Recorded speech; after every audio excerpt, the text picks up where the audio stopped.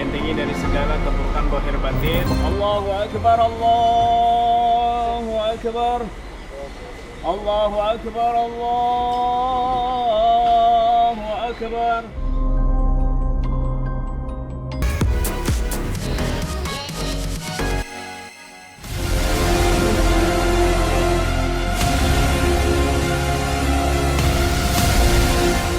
Pindah ke rumah barunya yang super mewah di kawasan elit Pondok Indah, Jakarta Selatan, Atta Halilintar ternyata tetap memperhatikan kebersihan dan keselamatan rumah tersebut serta seluruh penghuninya dari gangguan makhluk tak kasat mata.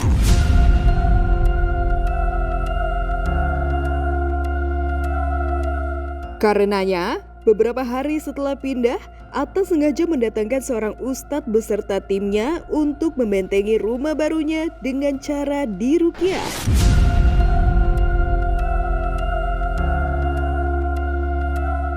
Dan sebagai sang empunya rumah, Atta pun dengan sigap turut mendampingi sang ustadz dan timnya saat meruqyah rumahnya yang dimulai dari halaman depan, bagian dalam, hingga satu persatu kamar diazani dan didoakan. Dan inilah proses ruqyah di kediaman baru The Atta Family. Assalamualaikum warahmatullahi wabarakatuh. Hari ini untuk berkah, untuk menjaga, karena di setiap tempat itu sebelumnya pasti, karena Tuhan itu bukan menciptakan hanya manusia, ada makhluk lain juga. Jadi insya Allah hari ini kita sudah sama Ustadz. Panggilannya Ustadz siapa nih anaknya? Ustadz Ibnu. Kita udah sama Ustadz Ibnu akan meruqyah rumah dan juga orang-orang yang ada di rumah ini. Jadi pertama-tama semestinya orangnya dulu, tapi karena orang yang bertempiaran, ini rumah lagi angkat-angkat barang, masih berantakan banget. Kita akan ruqyah rumahnya dulu. Ini di sini, berarti kita dari sini ya Ustadz bacanya? Ya, dari depan dulu. Dari sini ya Ustadz? Karena buat itu masuk simbolnya itu di depan ya. Oke, siap Ustadz. Jadi nanti kita akan mulai dengan azan, baru kita baca bersama-sama ayat kursi. Kita niatkan untuk membentengan rumah segala sisi.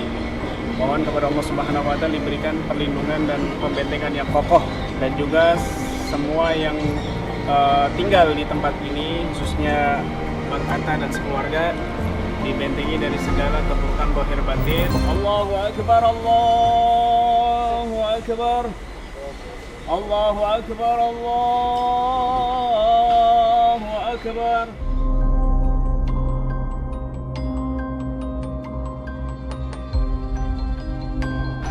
Allahu la ilaha illa huwal hayyul qayyum, la ta'khudhuhu sinatun wa la nawm, lahu ma fis samawati wa ma fil ardh. Man dhal ladzi yashfa'u 'indahu illa bi'idhnihi, ya'lamu ma bayna aydihim wa ma khalfahum.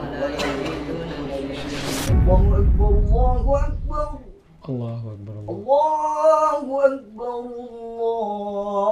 Allahu Akbar. Allah. Asyhadu an la ilaha illallah.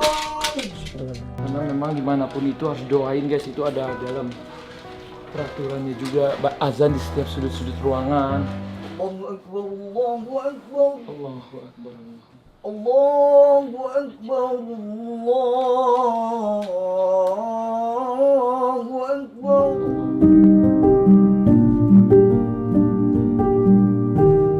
Wasi'a kursiyyus samawati wal ardh. Iya nih lagi di ruqyah. Itu biar apa sih Bang Atta kalau Kan kalau dalam muslim tuh harus ruqyah dulu, terus bacain surat-surat Al-Qur'an, bacain Al-Baqarah, terus azan di setiap sudut, jadi manggil ustadz-ustadznya gitu. Ya bukan tradisi, emang diajarin agama sih harus diazanin, didoain, di ruqyah, ditahlilin gitu.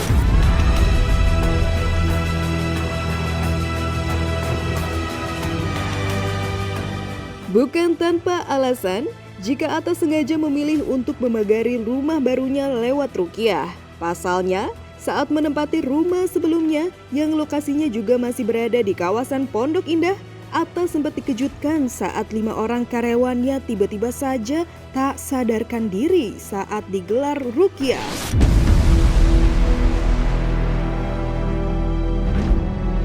Berkaca dari pengalaman itulah, makanya Atta kembali melakukan ruqyah untuk memagari rumah barunya dan juga seluruh penghuninya.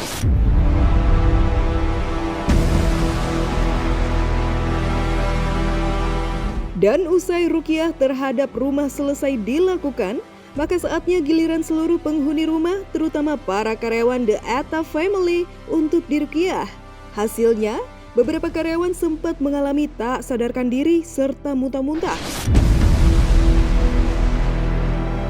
Di tempat kita yang sebelah sana tuh Ustaz, yang di base camp kita di sebelah sana, dia bukan di rumah ini Ustaz, maksudnya sekitar 5 menit dari sini kalau jalan. Itu waktu pertama kali kita masuk, kita baca ruqyah, itu 5 orang satu kesurupan. Oh iya. 5 orang. Nah, itu. Tapi sekarang alhamdulillah di situ auranya positif, rezekinya bagus, kita di situ. Tapi awalnya, wah, dibacain pertama tuh gelimpangan semua Ustaz. Iya. Sampai nyebur air sendiri. Jadi dia sampai, terus dia nyari air, nyebur air sendiri. Tapi kalau rumah sudah dibentengi, kalau orang ini ada, misalnya ada jinnya ya, dia masuk ke rumah itu dia panas. Makanya Bang Atta nanti, ya jangan kaget kalau seandainya ya, misalnya ada orang masuk ke sini, entah keluarga atau teman atau siapa, kemudian dia kok merasa panas atau dia muntah-muntah, berarti orang itu yang ada gangguan. Inna ma'al usri yusra. فإذا فرغت فانصب ألم نشرح لك صدرك. Keluar. Buka mulutnya. Dari. Ya, namanya kan kalau di rumah sebelumnya masih kosong, pasti ada makhluk-makhluk yang lain Tuhan ciptainnya, bukan hanya manusia. Gitu. Di rumah kita yang lama aja waktu itu banyak tim yang apalagi pengennya nggak kebawa ke sini atau gimana gitu. Yang penting doa buat keberkahan. Makanya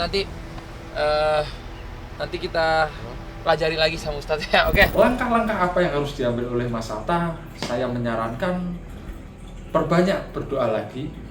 Yang kedua, dengan cara Mas Atta mendatangkan seorang kiai atau ustadz atau orang yang paham tentang dunia spiritual, paham dengan alam lelembut, diundang untuk meruqyah atau membuat pagar gaib sebagaimana cara Mas Atta untuk menanggulangi atau menetralisir energi-energi negatif itu sendiri. Tidaklah diciptakan jin dan manusia kecuali untuk beribadah kepada Allah Subhanahu wa taala. Ayat yang paling dahsyat adalah ketika kita bertemu dengan itu yang membaca ayat kursi.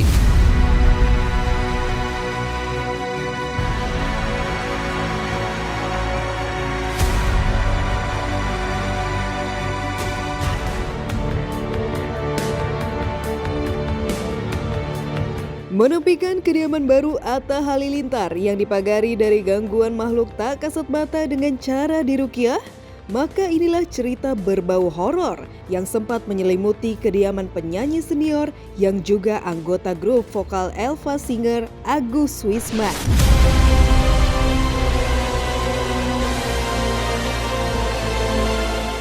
Rumah di kawasan Cilandak, Jakarta Selatan yang kini ditempati Agus dan keluarga, dulunya ternyata pernah diwarnai berbagai cerita menyangkak. Di antaranya sering terdengar suara orang menangis, serta riuhnya suara anak-anak bermain.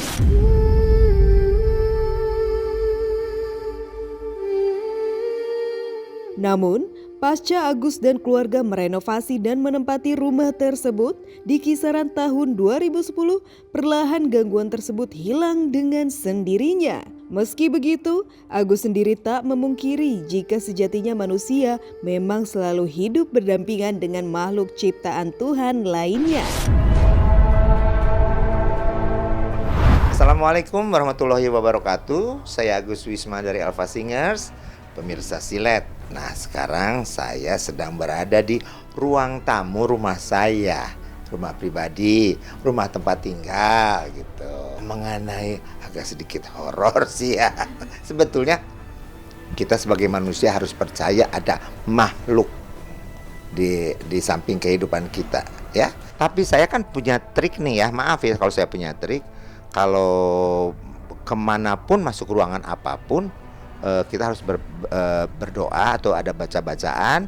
Bismillah itu yang paling penting. Kemudian assalamualaikum pun juga. Kemudian juga yang kos-kos di belakang, tiba-tiba ada orang nangis. Aku yang merinding. Ada orang nangis. Aku yang merinding. Sampai dia nyanyinya berhenti. Terus sampai dia ketawa-ketawa, tapi nggak ada apa-apa gitu.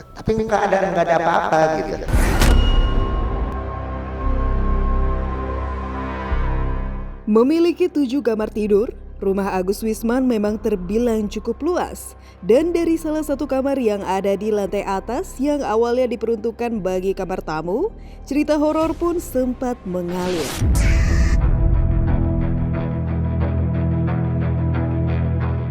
Dan kepada tim Silet, Agus pun sempat menunjukkan kamar tersebut yang sempat memancarkan aura menyeramkan lantaran sering terdengar suara-suara tak biasa. Namun sekarang ini kamar tersebut justru terasa nyaman setelah difungsikan sebagai kamar tidur untuk si bungsu.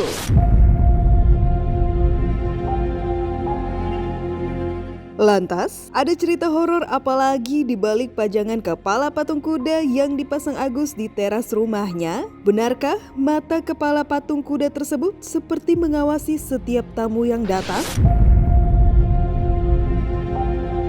Dulu sih sempat ruangan ini jarang kepake.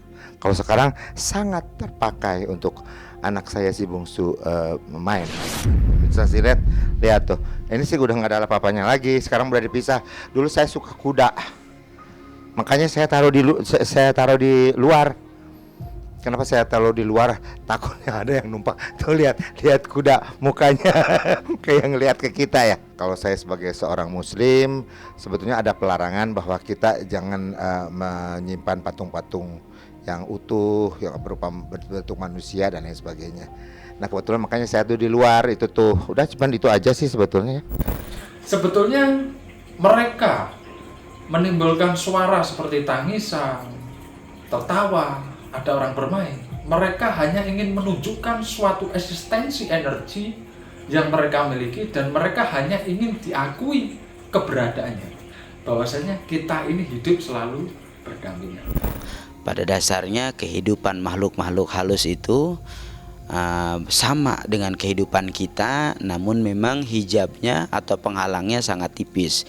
Jadi ketika pun ada kantor, rumah, bangunan, gedung yang memang dia kosong, maka otomatis akan ada penghuni lain di dalamnya. Yang pertama harus dilakukan adalah membaca surah Al-Baqarah. Sebagaimana kata Rasul, Iqra'ul Baqarah karena hijabus sayatin.